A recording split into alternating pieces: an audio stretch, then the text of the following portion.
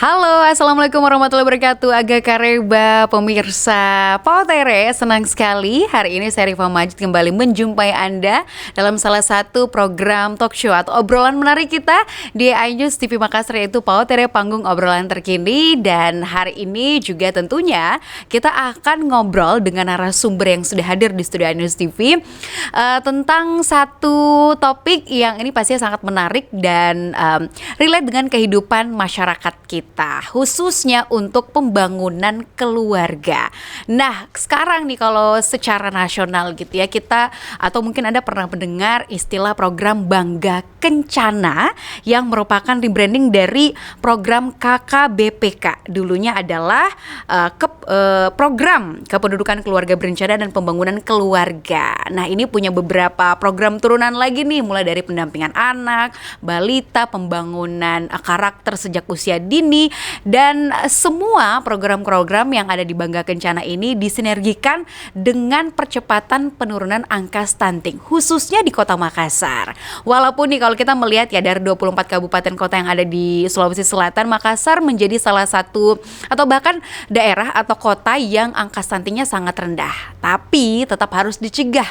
Seperti apa kemudian program Bangga Kencana dan juga penurunan stunting ini berlangsung di Kota Makassar? Di samping saya di program Pautere hari ini sudah hadir Kepala Dinas Pengendalian Penduduk dan Keluarga Berencana Kota Makassar, ada Bapak Haidir. Apa kabar Pak Haidir? Alhamdulillah baik. Sehat? Sehat. Aktivitas seperti apa Pak? Luar biasa. Pokoknya aktivitas sampai hari ini padat sekali. Padat sekali ya? Iya. Sampai ke lorong-lorong melakukan edukasi gitu Pak ya? Jadi sampai ke lorong-lorong, bahkan kita ada sosialisasi di hotel, semua bersamaan jalan. Ini karena memang pertama program Bangga Kencana ini tidak ada matinya. Iya. Nah, kemudian yang diurus Bangga Kencana ini bukan cuma anak, ya sejak remaja bahkan sampai lansia diurus itu. Ya. Semuanya ya, namanya Semua. keluarga Ya, gitu ya. ya, Tapi keluarga. kalau misalnya boleh dideskripsikan lebih detail lagi, Bangga Kencana ini sebenarnya program yang seperti apa dan kenapa masyarakat kita tuh harus terlibat gitu dalam program ini? Jadi sebenarnya dari dulu program utama andalan dari Kementerian BKKBN Pusat ini ada namanya Bangga Kencana. Bangga Kencana ini merupakan nama singkatan ya, jadi pembangunan keluarga, kependudukan dan keluarga berencana. Nah, ini semua banyak kegiatan-kegiatan turunan dari Bangga Kencana. Walaupun banyak turunan dari kegiatan ini, tentu tujuannya satu, yaitu keluarga berkualitas. Nah, untuk menciptakan keluarga berkualitas ini banyak kegiatan-kegiatan harus kita lakukan. Ya, pertama kita harus melihat dulu indikator keluarga berkualitas itu bagaimana. Ya, seperti harmonis, kemudian mandiri, maju. Ini semua harus kita sosialisasikan dan berikan edukasi kepada masyarakat sehingga masyarakat itu tahu, oh ternyata kita ini baru memenuhi keluarga berkualitas atau belum. Nah, itu. Iya. Kalau di Makassar sendiri, dilihat dari angkanya mungkin masyarakat kita sudah memenuhi karakteristik keluarga yang berkualitas atau belum nih Pak? Kalau setelah saya hampir setiap hari masuk ke lorong-lorong bersama kader-kader, ya sudah banyak, hampir 70%, 80% masyarakat Kota Makassar ini keluarga berkualitas. Kenapa? Pertama, ciri dari keluarga berkualitas itu tidak ada stunting. Ya. Nah, sedangkan kita tahu bahwa stunting di Kota Makassar ini merupakan paling rendah di antara 24 kabupaten Sulawesi Selatan. Tapi saya berharap edukasi kepada masyarakat, jangan kita terlena dengan rendahnya Makassar stunting ini. Karena satu kasus ada anak stunting di lorong kita itu merupakan masalah besar bagi kita. Karena apa? Semua di Kota Makassar, di tengah-tengah masyarakat berkualitas ini, ada semua tersedia.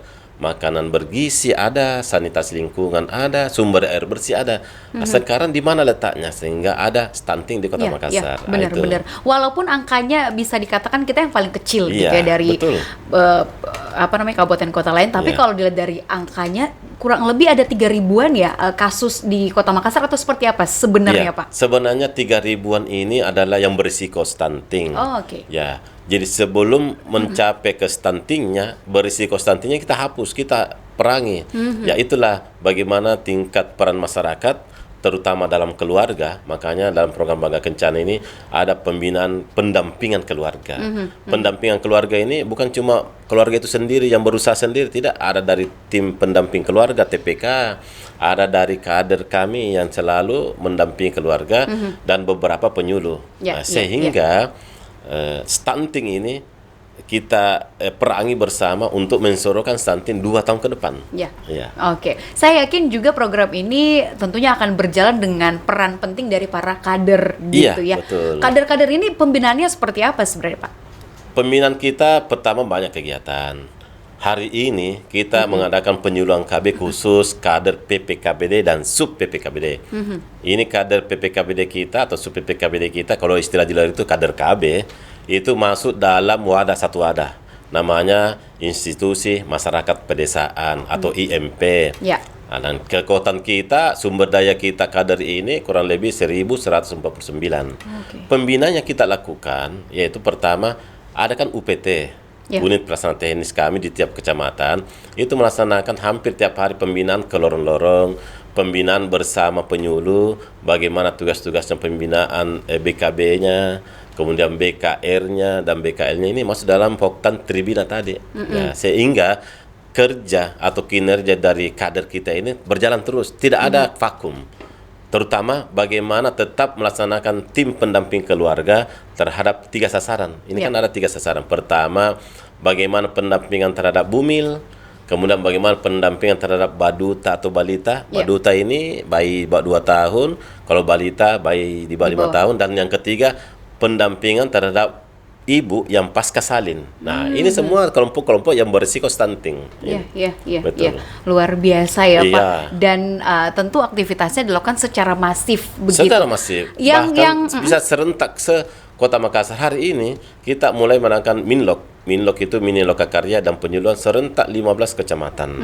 Karena apa? Ya, selain ada sosialisasi tentang perluasan akses pelayanan KB di hotel, tetap juga ada pembinaan kader di kecamatan masing-masing. Luar biasa, Pak. Tapi kalau misalnya melihat dari permasalahan masyarakat kita di Kota Makassar untuk mencapai keluarga yang berkualitas dan mendukung program Bangga Kencana ini, selain stunting, yang urgent lainnya apa, Pak?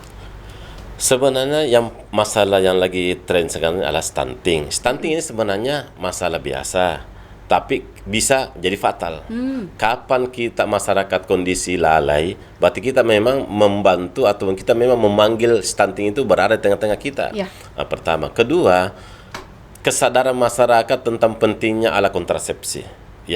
Karena terus terang dalam program Bangga Kencana ada pendewasaan usia perkawinan, itu alat kontrasepsi ini merupakan salah satu strategi percepatan penurunan stunting. Ada dikenal namanya mengatur usia ideal jarak kehamilan. Nah, jarak kehamilan ini yang mengatur adalah salah satunya adalah melalui alat kontrasepsi. Betul. Tetapi masyarakat di tengah-tengah kota seperti kita ini masih banyak juga belum sadar bahwa pentingnya alat kontrasepsi ini. Itu. Baik, mungkin mindsetnya aku bisa KB tapi alami aja gitu ya. Sebenarnya itu teori, karena siapa bisa jamin kalau KB alami, ya. Bahkan memang ada beberapa metode-metode kontrasepsi yang sangat cocok bagi pasangan usia subur, tergantung kesepakatan dan memang kondisi tubuh itu masing-masing. Baik, kita akan masih melanjutkan obrolan ini, Pak.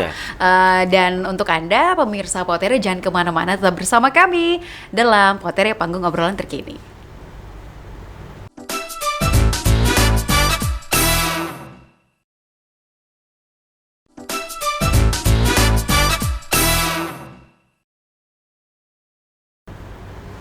Kembali di Potere Panggung Obrolan Terkini, kita masih membahas terkait dengan program Bangga Kencana di Kota Makassar. Di segmen sebelumnya tadi Pak Hadir sempat menjelaskan gitu ya, kalau di Makassar selain stunting yang memang betul-betul urgent untuk kita hadapi bersama, juga menjadi permasalahan adalah kurangnya kesadaran masyarakat atas program KB atau keluarga berencana gitu ya. Tapi kan kalau dilihat masyarakat tuh di mana-mana, setiap lorong itu menjadi lorong KB gitu Pak. Optimalisasinya seperti apa, dan apakah memang program lorong KB ini sudah benar-benar membantu perubahan mindset masyarakat atau seperti apa?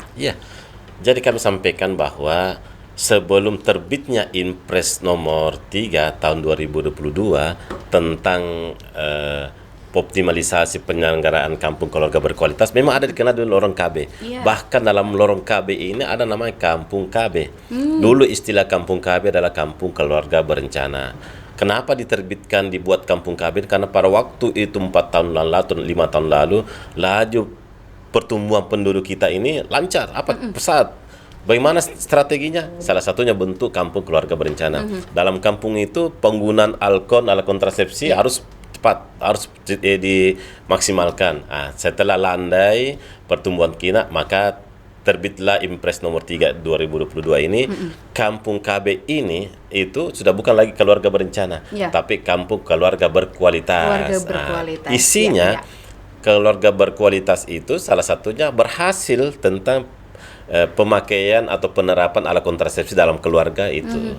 Jadi kalau lorong KB sekarang ini sudah tidak ada, tapi kita masuk dalam kampung keluarga berkualitas.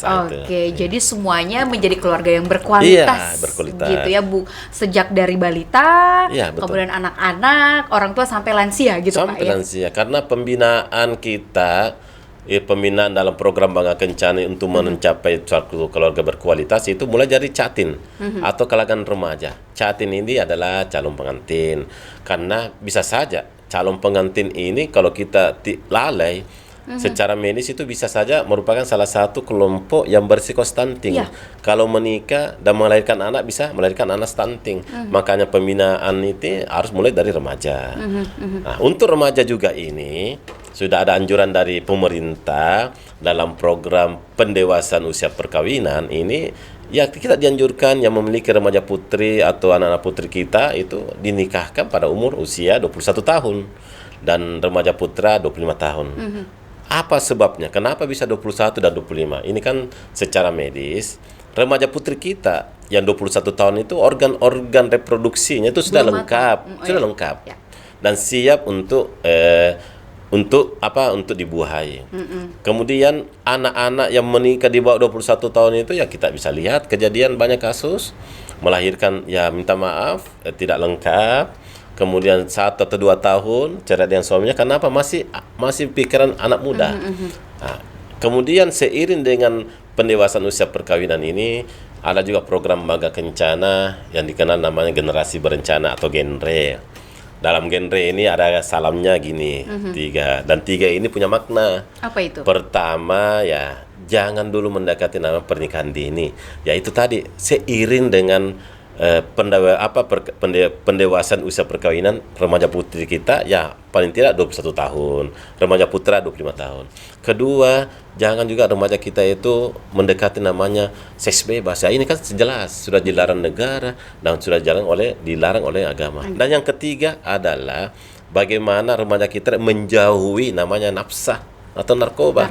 Karena kapan semua ini dilakukan, berarti generasi kita itu bisa dipertanyakan. Nah, terutama ini semua adalah merupakan strategi pemerintah dalam percepatan penurunan stunting, termasuk kelompok-kelompok yang berisiko stunting di daerah ini. Jadi ketika ada kelompok yang mengarah atau beresiko stunting, kita putusinnya di situ, Pak ya. Termasuk tadi pernikahan anak di bawah 21 tahun gitu ya. Tapi kalau melihat angka di Kota Makassar sendiri, bahkan kalau kita di Sulawesi Selatan, angka untuk pernikahan anak di bawah umur itu masih sangat tinggi, Pak. Tinggi, betul. Nah, dari Bapak sendiri programnya adakah yang memang betul-betul bisa menekan itu atau gimana? Sebenarnya kalau di Kota Makassar sih rendah, tapi karena kita skopnya adalah ruang lingkupnya adalah pemerintah Provinsi Selatan, ini memang di daerah-daerah kan banyak. Karena bisa membantu orang tuanya dalam mencari pendapatan.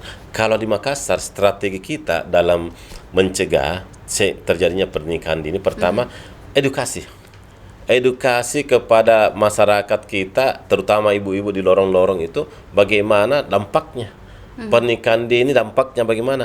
Kan kalau sudah kita menjelaskan dampak kepada mereka seperti trauma. Jangan sampai kita berikan pemahaman itu. Kedua, kita juga harus berikan apa masalahnya kalau mereka cepat nikah.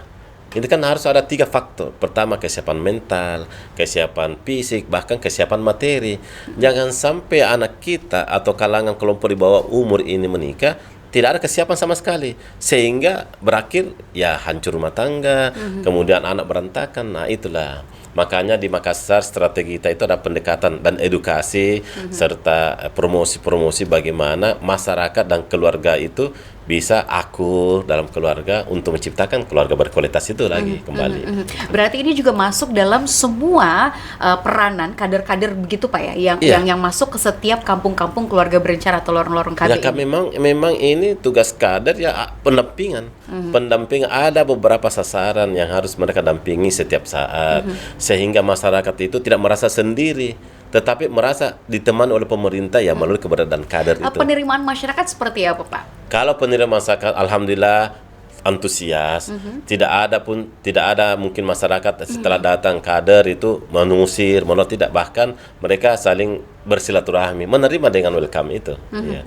Oke, tapi sejauh ini Pak tantangan yang dihadapi gitu ya dalam menjalankan semua program dalam cakupan Bangga Kencana, khususnya dalam penurunan angka stunting dan segala turunan permasalahannya apa? Ya, sebenarnya pertama kalau kerja kita mengedukasi masyarakat, kita mengedukasi keluarga, bukan cuma sekali langsung mengiya. Harus lagi kedua kali datang, ketiga kali datang, bahkan sampai berkali-kali datang sehingga mereka mau tahu dan mau mengerti, oh ternyata stunting begini. Kemudian kedua, memang harus kita disertai dengan secara kuratif. Secara kuratif itu kita siapkan, kita tahu bahwa isinya ada stunting, kita berikan makanan tambahan. Nah itu secara kuratif berbentuk paket bantuan makanan itu. Nah ini kalau berjalan lancar, pasti masyarakat juga termotivasi. Oh betul pemerintah hadir pada saat ada kita dalam keadaan stunting, kita hadir pada saat pembinaan usia perkawinan itu. Oke. Targetnya Pak ke depan ya untuk penurunan angka stunting ini kita di Makassar di angka berapa? Saya tahan sudah dulu jawabannya, kita iya, lanjutkan betul. setelah jeda. Jangan kemana-mana, pemirsa, kami akan kembali di Poteri Pengobrolan Terkini.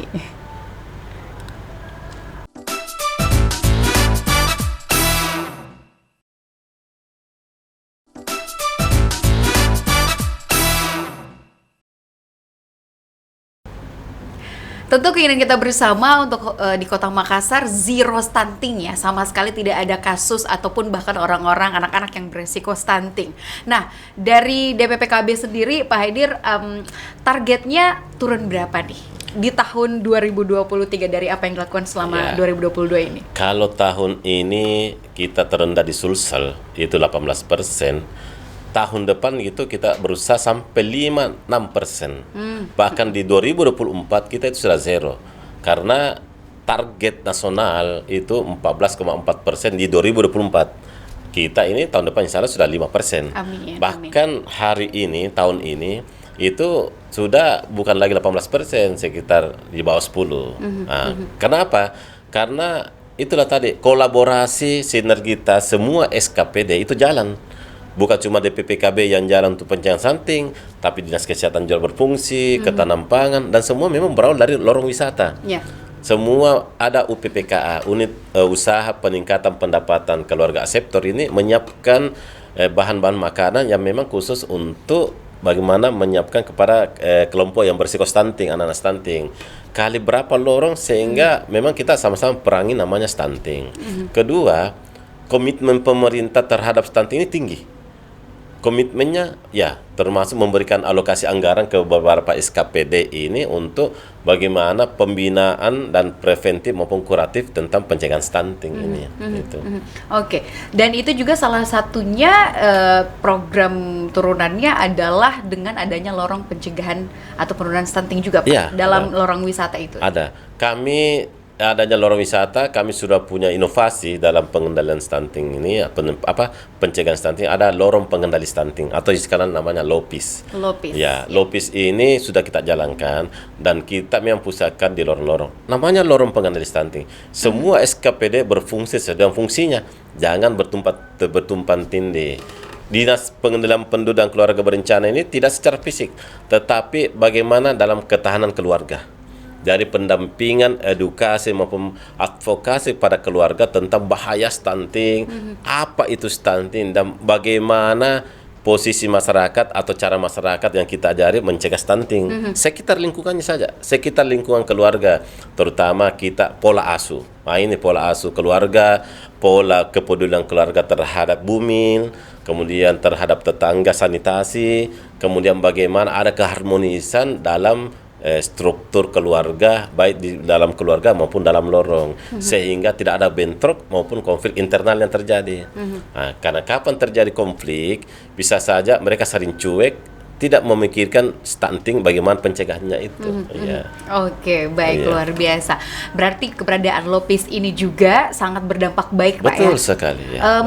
Ada apa namanya, mungkin ada data yang menunjukkan mungkin perbedaan ketika sebelum dan setelah Lopis ini dijalankan atau lorong pengendali stunting. Ya, seperti keputusan tahun lalu ada namanya lokus stunting, atau tahun ini ada lokus stunting. Lokus stunting itu kita porsi beberapa kelurahan difokuskan pencegahan stunting. Tahun ini 33 lokus. Tahun depan sudah ditentukan tinggal 20 lokus. Ada penurunan sekitar 13 lokus. Ini berarti apa? Memang perhatian pemerintah, kemudian keikutsertaan masyarakat dalam pencegahan stunting ini sangat tinggi. Dan insya Allah tahun depan lagi atau 2024 kita sudah nolkan ini. Ya. Oke, untuk mencapai zero stunting di tahun 2024 gitu ya, ya. betul. Saya penasaran, inovasi dari DPPKB apa nih? Sebenarnya di kepala saya ini sebenarnya banyak. Pertama, kalau dalam program nasional itu ada namanya Grebek Stunting. Grebek stunting. Ya, oke. Grebek Stunting itu bagaimana memberikan secara massal makanan tambahan kepada anak-anak stunting. Kalau saya bukan lagi grebek, namanya gerobak. Gerobak kalau secara arti umum kan kita mendorong, Dibawain makanannya, Pak, ya. Kita membawakan makanannya ke masyarakat, bukan lagi mereka yang datang, tapi kita membawa, namanya gerobak. Bahkan gerobak stunting ini ada kepanjangannya, yaitu Gerakan Administrasi Program Bangga Kencana. Nah, jadi program Bangga Kencana salah satunya adalah bagaimana kita mendekatkan kepada masyarakat itu. Ya. Nah, itu. Selain gerobak stunting apa lagi nih, Pak? Ya, sebenarnya selain gerobak stunting, sebenarnya ada kita pemberian pakai stunting. Insya Allah 2 minggu ke depan kita akan launching pemberian makanan stunting serentak seluruh kecamatan. Jadi 500 per kecamatan kali 15 kecamatan itu akan kita memberikan paket makanan stunting secara massal. Nah, ini merupakan gerakan bersama. Mudah-mudahan dengan cara inilah kita memang gaspol melawan stunting itu kita di daerah kita. Amin. Harapannya ke depan apa nih, Pak? Dalam seluruh memberikan edukasi dan juga terkhusus di bawah kepemimpinan wali kota dan wakil wali kota yang sekarang respon pada masyarakat. Jadi harapan kami bahwa program pemerintah adalah semua bagus. Tinggal bagaimana masyarakat kita welcome, kita menjemput program itu dan kita kawal sehingga tujuan dari program ini dapat tercapai dan tujuan dari program Bangga Kencana yaitu keluarga beregulasi itu dapat tercipta di tengah-tengah keluarga kita. Oke, baik. Pak, kalau di DPPKB masyarakat juga dibukakan pintu kah untuk ketika misalnya menyampaikan keluhan atau permasalahan secara langsung atau seperti apa? Kita welcome. Kita kita punya berapa media sosial yang menerima keluhan-keluhan masyarakat. Bahkan ada biasa secara langsung menyampaikan melalui WA saya. Ternyata setelah ada WA itu saya langsung cek lapangan. Dan alhamdulillah kita dapat masalahnya, kita verifikasi masalahnya, bahkan kita carikan solusi terhadap masalah itu. Dan ini berjalan secara berkontinu. Masyarakat. Itu gerakan cepat dari pemerintah terus. Ada yang paling penting. Salah satu kerja kita ini, kita berikan motivasi kepada kader.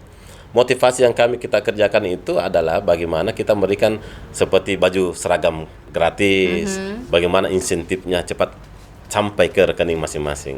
Oke, baik. Semoga setiap program yang dijalankan dan juga inovasi yang dilakukan ini bisa berjalan dengan baik dan kita mencapai harapan bersama di tahun 2024 Makassar Zero Stunting. Seluruh program Bangga Kencana dapat berjalan dengan baik tentunya. Terima kasih sekali lagi Pak Haidir untuk waktunya. Sehat-sehat terus dan sukses untuk seluruh aktivitasnya. Untuk Anda juga pemirsa Potere, terima kasih sudah menyaksikan obrolan kami. Semoga dari obrolan ini kita bisa sadarkan bahaya stunting dan kita benar-benar sadar untuk bersama-sama mencegah stunting dan mendukung seluruh program Bangga Kencana khususnya di Kota Makassar. Saya Rifa Majid pamit. Assalamualaikum warahmatullahi wabarakatuh. Salam maki, salam.